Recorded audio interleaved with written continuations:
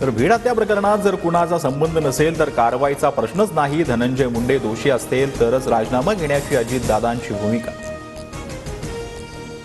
धनंजय मुंडेंच्या राजीनाम्याबाबत अजितदादांनीच निर्णय घ्यावा. भाजपचा राजीनाम्याशी संबंध काय? आमदार सुरेश धस यांचं वक्तव्य. सुरेश धस भाजपातले खालचे कार्यकर्ते. धस काय बोलतात याच्याशी मला देणं घेणं नाही. वरिष्ठ नेत्यांचं मत महत्वाचं. अजितदादांचं धसांना प्रत्युत्तर. भीड हत्या प्रकरणावरून सत्ताधारी पक्षातील लोक अजितदादांना आणि राष्ट्रवादीला टार्गेट का करतायत? खासदार सुप्रिया सुळेंकडून दादांची पाठराखण. मंत्री धनंजय मुंडे 2 दिवसीय दिल्ली दौऱ्यावर. रात्री उशिरा दिल्लीत दाखल होणार. 2 दिवस दिल्लीतील बैठकांना मुंडे उपस्थित राहणार. मुख्यमंत्री देवेंद्र फडणवीस उद्यापासून 3 दिवस दिल्लीत प्रचार दौऱ्यावर. दिल्ली विधानसभा निवडणुकीसाठी फडणवीस भाजपचे स्टार प्रचारक असणार. सैफ अली खानला 25 लाख कॅशलेस मंजूर, मग सामान्यांना का नाही?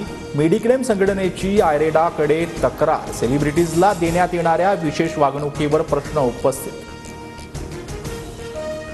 पुढील काळात पक्ष संघटना मंजूर करा. चांगल्या लोकांना पक्षात घ्या. आगामी निवडणुकीत महायुती म्हणूनच काम करा.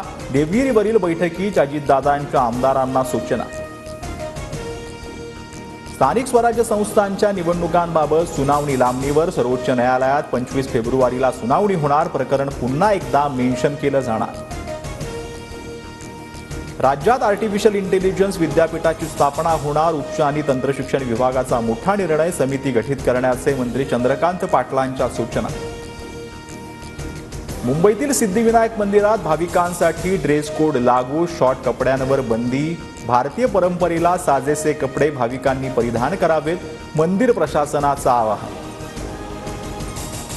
जसप्रीत बुमराह आयसीसीच्या सर्वोच्च पुरस्काराचा मानकरी. सर गारफिल्ड सोबर्स सर्वोत्कृष्ट क्रिकेटपटूचा पुरस्कार जाहीर.